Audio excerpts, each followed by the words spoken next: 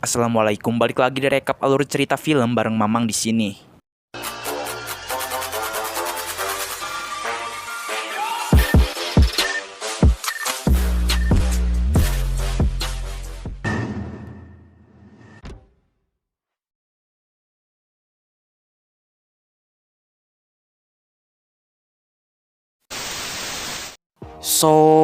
Hai Slur, akhirnya Mamang pakai intro ini lagi. Soalnya intro baru yang kemarin dipindahin ke channel cadangan Mamang. Di channel cadangan Mamang, Mamang udah bikin alur cerita film Aku Tahu Kapan Kamu Mati. Yang penasaran, langsung aja kunjungin channelnya ya. Dan di kesempatan kali ini, kita bakal rekap alur cerita film Makmum. Film yang diproduseri oleh MD Pictures ini tayang pada tahun 2019 lalu dan disutradarai oleh Hadrah Daeng Ratu. Gak usah pakai lama lagi, hayu meluncur. Allahu Akbar.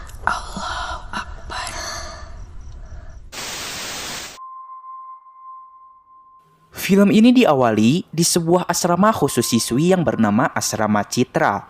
Pada jam 2:30 malam, kita pun diperlihatkan kepada Nurul yang sedang bangun untuk melaksanakan sholat tahajud. Ia pun segera membangunkan temannya yang bernama Nisa. Tapi karena masih ngantuk, Nisa nggak mau bangun, sehingga Nurul hudu duluan.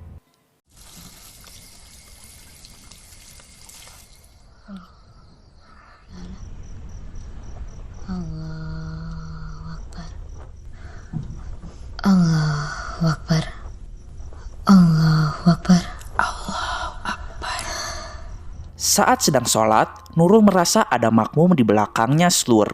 Tapi ternyata di belakangnya tidak ada siapapun. Nurul dan Nisa yang sedang bersembunyi di balik selimut pun ketakutan karena ada yang menggedor-gedor pintu kamar. Setelah dibuka, ternyata yang menggedor pintu itu adalah Putri temannya. Seketika, Putri pun pingsan Slur. Dan film Makmum pun dimulai. Film pun beralih kepada seorang wanita bernama Rini yang bekerja sebagai pengurus jenazah. Seringkali setiap bekerja, ia mengalami hal-hal aneh yang sangat menyeramkan. Dan jika sudah selesai mengurus jenazah, para arwah jenazah itu pun selalu berterima kasih kepada Rini. Dengan keadaan lelah, Rini pun pulang ke rumah kontrakannya. Ia pun melihat di depan pintu sudah ada tagihan dari ibu pemilik rumah ini. Rini yang mempunyai uang sedikit pun kebingungan untuk membayar kontrakannya. Scene berpindah kembali ke asrama dan terlihat Nurul sedang berusaha untuk mabal Slur. Aduh, si Eneng gelis-gelis teh beki mabal. Tapi sayangnya usahanya itu sia-sia. Ia terciduk oleh kepala asrama yang galak sehingga ia gagal untuk kabur. Saking galaknya, Rosa si kepala asrama ini mengunci mereka bertiga dari luar. Pak Selamat penjaga asrama ini meminta agar Rosa tidak mengunci mereka dari luar. Takutnya ada hal-hal buruk yang akan menimpa mereka. Tetapi Rosa tidak peduli. Ketika tengah malam, Putri tiba-tiba kesurupan sambil goyang dumang. Nurul dan Nisa pun panik karena pintu dikunci, sehingga mereka tidak bisa keluar dari kamar. Untungnya pintu terbuka. Dan mereka berdua segera menahan pintu agar Putri tidak keluar dari kamar. Buki nanti, mantan kepala asrama ini mendengarkan teriakan Nurul dan Nisa. Karena pita suaranya sudah rusak, ia pun segera memakai alat pembaca pita suara dan segera memanggil-manggil Selamat dan Rosa. Rosa pun datang menghampiri mereka. Tiba-tiba ia menampar Putri. Rosa tidak percaya jika Putri kesurupan dan ia memohon kepada mereka bertiga agar tidak membuat masalah. Seharusnya ia sudah bisa liburan sekarang, tapi karena nilai mereka bertiga jelek, akhirnya ia harus tetap berada di asrama ini. Ya, jadi sekarang ini lagi liburan Slur dan semua siswi di asrama ini pada pulang ke rumahnya masing-masing, kecuali mereka bertiga yang nilainya jelek. Mau tak mau mereka pun harus tetap berada di asrama ini. Rosa pun mengancam jika mereka membuat keributan lagi, maka ia tidak akan segan-segan memberikan hukuman kepada mereka semua. Keesokan harinya, Rini yang tidak bisa membayar uang kontrakan segera diusir oleh si ibu pemilik rumah. Beberapa langkah dari rumah kontrakannya, ia pun melihat mobil Pak Selamet mogok di jalan. Ternyata, Rini ini alumni atau mantan siswi di asrama Citra. Rini dan Pak Selamat pun bernostalgia tentang asrama di zaman dulu. Pak Selamat mengatakan jika sekarang Bu Kinanti sudah tidak menjadi kepala asrama lagi, dan Bu Kinanti digantikan oleh Rosa. Rosa itu orangnya galak banget. Pokoknya suasana asrama menjadi beda dibandingkan dengan sebelumnya.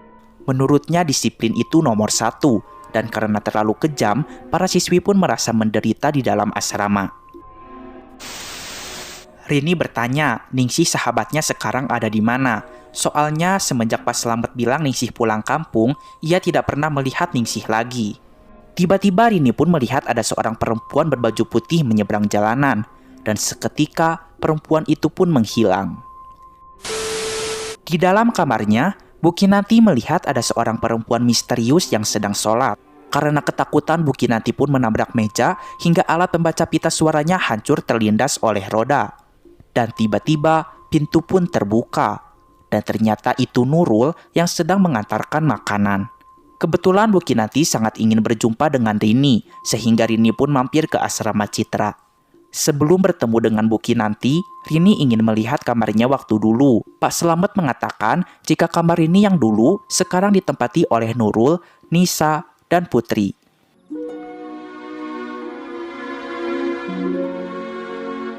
Tak lama dari itu, mereka bertiga pun datang, dan Rini segera memperkenalkan dirinya dan mengatakan jika ia adalah alumni dari asrama ini.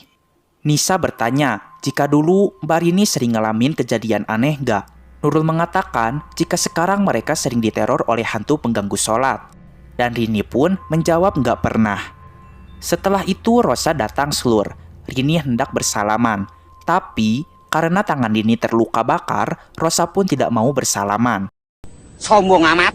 Rini menawarkan dirinya untuk menjadi guru pembimbing bagi Nurul, Nisa, dan Putri secara sukarela.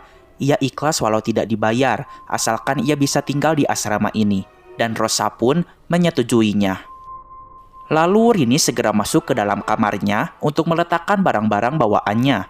Tiba-tiba, lemari yang berada di hadapannya terbuka dan tertutup dengan sendirinya.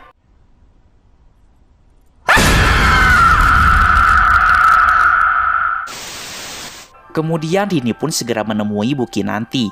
Alangkah senangnya Bu Kinanti ketika melihat Rini berada di asrama ini.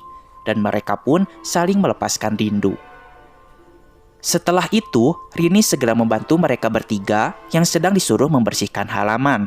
Emangnya kalian udah sering bersih-bersih halaman kayak gini? Tanya Rini.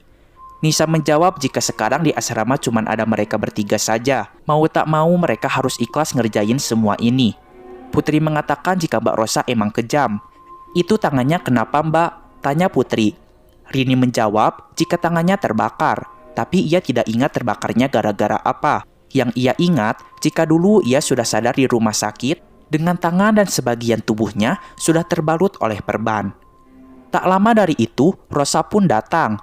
Dan bukannya bantuin bersihin halaman, tapi Rosa ini malah menyuruh mereka lagi buat nyiapin makan siang Slur. Nah ini dia Slur, kepala asrama yang halal buat ditampol. Lanjut. Rini yang sendirian melihat sosok perempuan berbaju putih itu lagi. Karena kepo, ia segera mengikuti perempuan itu. Tapi tiba-tiba perempuan itu menghilang. Tak lama dari itu, Nurul berlari menghampiri Rini. Nurul mengatakan jika Putri kesurupan lagi.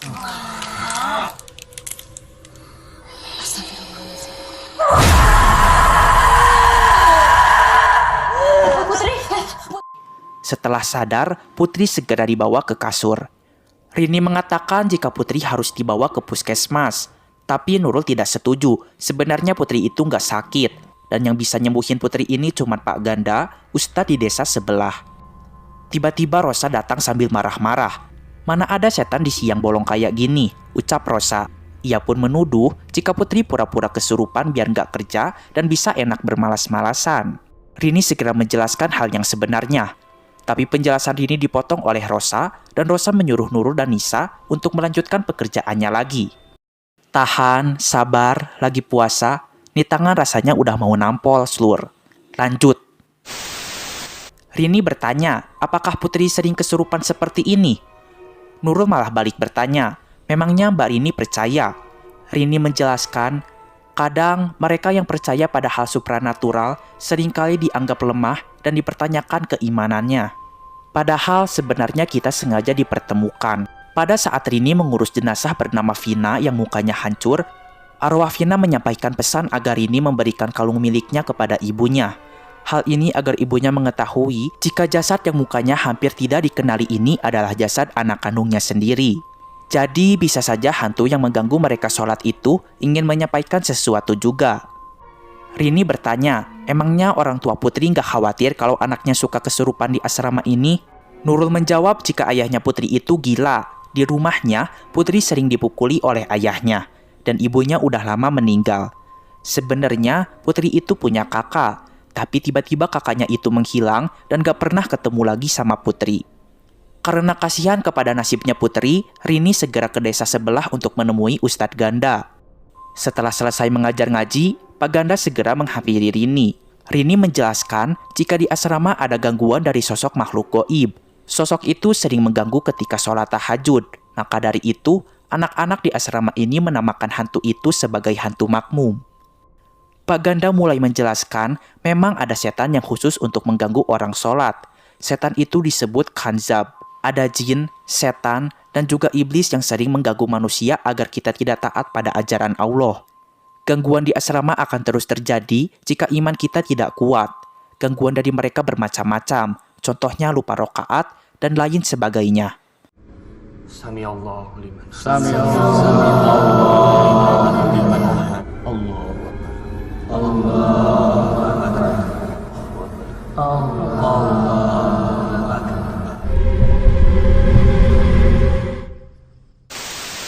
Rini bertanya, apakah Pak Ganda bisa datang ke asrama untuk memastikan semua itu? Pak Ganda menjawab, jika terjadi sesuatu, Rini telepon saja dirinya. Malam pun tiba.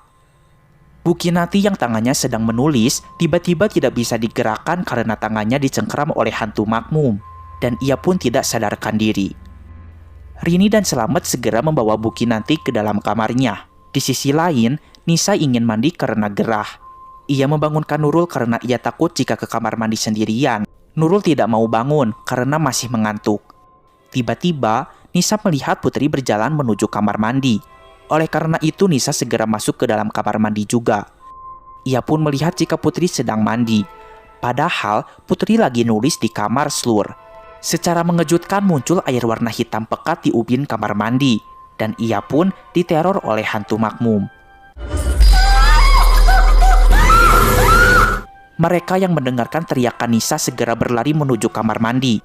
Dan Nisa segera dibawa ke kamar untuk ditenangkan. Karena banyak kejadian aneh, Rini pun segera menelepon Pak Ganda dan meminta untuk segera datang ke asrama. Rosa si mak lampir datang lagi ke kamar.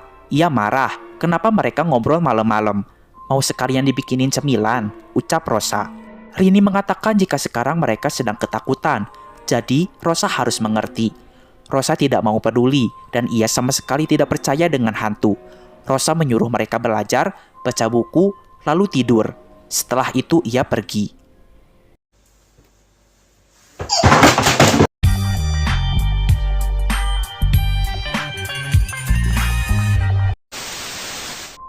Malam pun semakin larut.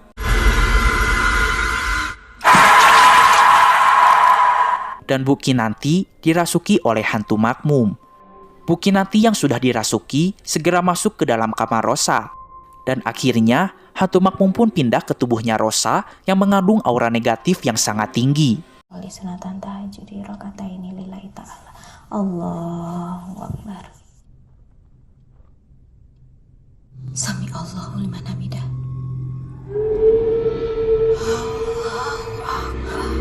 Di samping itu, Rini yang sedang sholat tahajud pun diganggu juga oleh hantu makmum. Siapa kamu?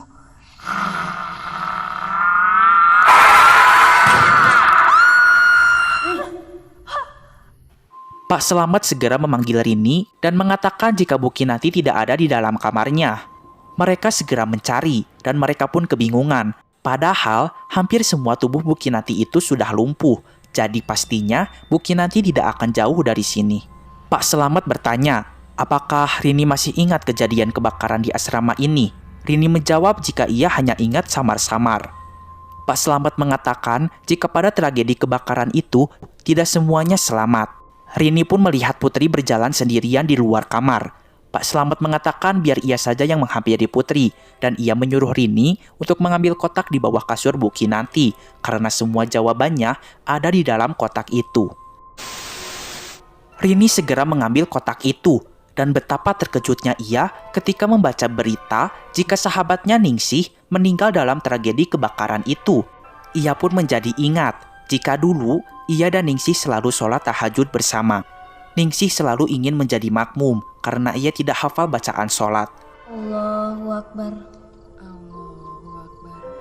Setelah selesai sholat, Rini akan baca doa dulu, dan Ningsih pun pamit ke kamar duluan.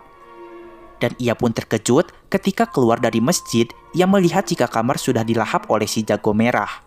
Rini berusaha mencari Ningsih yang terjebak di dalam kamar, tapi sayangnya ada kayu yang menimpa tangan Rini, sehingga tangannya terbakar dan ia pun pingsan.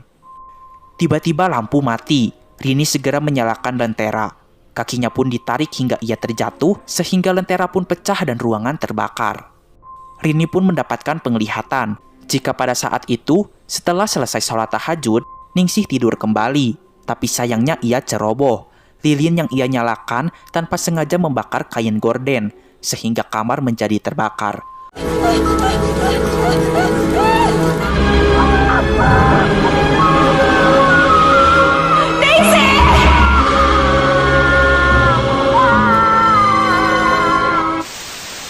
Untungnya Pak Ganda datang. Pak Ganda segera membawa Rini keluar dan langsung memadamkan api. Di sisi lain, Pak Slamet melihat jika Putri gabut tidur-tiduran di atas tanah. Tak lama dari itu, Rosa yang dirasuki hantu makmum segera menyerang Pak Slamet hingga jari jemarinya putus lur. Setelah itu, Pak Ganda dan Rini segera menghampiri Pak Slamet yang sudah berlumuran darah. Pak Slamet menceritakan jika tadi Rosa menyerangnya, dan setelah itu Rosa pergi entah kemana. Rini mengatakan jika ia sudah tahu kalau Ningsih mati terbakar. Pak Slamet pun mulai jujur jika pada waktu itu, setelah api padam, ia dan Bu Kinanti menemukan jasadnya Ningsih. Kebetulan, pada saat itu semua siswi sedang liburan dan hanya Rini yang ada di asrama ini. Dan karena takut dituntut dan takut asrama ini akan ditutup, maka Bu Kinanti menyuruh Slamet untuk menguburkan Ningsih di halaman asrama. Sejak dari itu, arwah Ningsih sering mengganggu dirinya dan Bu Kinanti. Dan semenjak Putri masuk ke asrama ini, teror dari arwah Ningsih semakin intens dan agresif. Dan ternyata Ningsih itu adalah kakaknya Putri yang selama ini menghilang. Maka dari itu, inilah alasan Putri mengapa sering kesurupan hantu makmum. Nurul dan Nisa yang sedang enak-enaknya tidur seketika terbangun karena mendapatkan teror si hantu makmum. Pintu pun terkunci dan tidak bisa terbuka lagi. Pak Ganda yang mendengarkan teriakan Nurul segera datang menuju kamar. Ketika berada di depan pintu, Pak Ganda melihat hantu makmum. Dan tiba-tiba, hantu makmum berteriak, sehingga Pak Ganda terbanting ke atas dinding. Pak Ganda segera mengeluarkan senjata terbaiknya, yaitu tiada lain tiada bukan tasbih. Pak Ganda segera membacakan ayat-ayat suci Al-Quran, sehingga hantu makmum itu menghilang. Setelah itu Pak Ganda segera mendobrak pintu sehingga Nurul dan Nisa keluar dari kamar. Tak lama dari itu, datanglah Rosa yang masih dirasuki hantu makmum. Ia pun menyeret tubuh Nurul dan mengangkatnya. Rini mengatakan kepada Ningsih agar melepaskan Nurul. Anak-anak ini gak salah. Maafkan Bu Kinanti dan Pak Slamet. Mereka melakukan itu karena terpaksa. Dan yang membuat kamu mati itu adalah musibah, ucap Rini. Dan akhirnya Nurul pun dilepaskan oleh si hantu makmum. Pak Ganda menyuruh Rini, Nurul, dan Nisa untuk bersama-sama membacakan surah Al-Falaq dan An-Nas. Dengan sangat kesakitan, hantu makmum itu sampai terjungkal-jungkal dan merayap-rayap ke dinding. Dan hantu makmum pun berhasil keluar dari tubuhnya Rosa.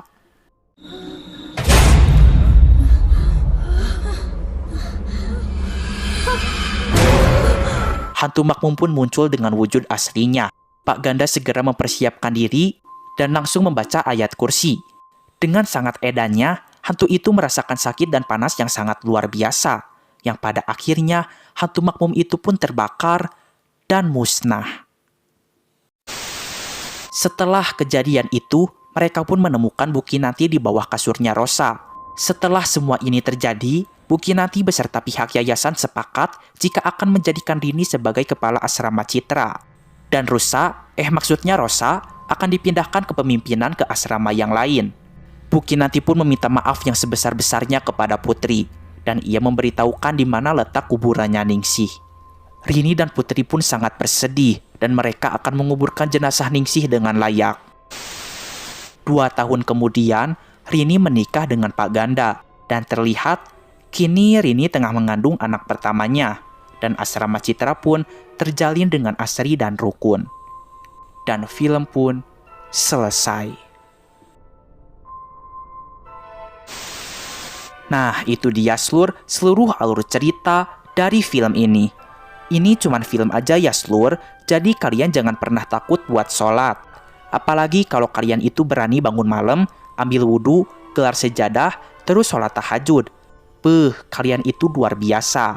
Nih, Mamang kasih 10 jempol deh buat yang sering sholat tahajud. Oke lah, segitu dulu aja video kali ini. Mamang pamit dulu. Keep enjoy and see you. To